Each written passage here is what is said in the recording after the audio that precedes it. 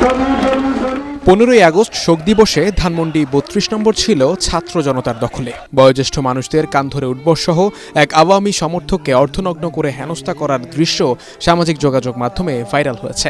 এমনকি গণমাধ্যম কর্মীদেরও ভিডিও ধারণ করতে বাধা দেয়া হয়। দিনভর ঘটে নানা অঘটন। এসব বিষয়ে এক জরুরি ব্রিফিংয়ে কথা বলেন বৈষম্য বিরোধী ছাত্র আন্দোলনের অন্যতম সমন্বয়ক সার্জিস আলম।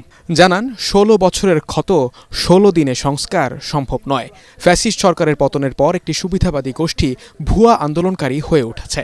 তাদের অন্যায় কর্মকাণ্ড কোনোভাবেই সমর্থন করে না বৈষম্য বিরোধী ছাত্র আন্দোলন। আওয়ামী লীগ তার ক্ষমতার উদ্দেশ্য ভিন্ন বলেও মত দেন তিনি। কাউকে যেন এই অধিকারটুকু দেয়া না হয় যে গণমাধ্যমকে কেউ সেন্সরশিপ করছে।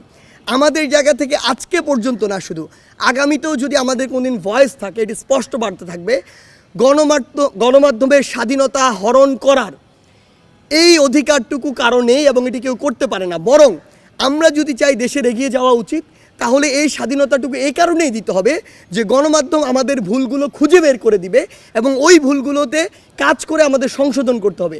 কারণ বিগত 16 বছর ধরে ওই ভুলগুলো বের হতে পারেনি কিংবা সংশোধন হয়নি বলে দেশে আজকে এই অবস্থা। মাসহারুল হক মুহাজির, এটিএন বাংলা, ঢাকা। একটি টিভি চ্যানেল।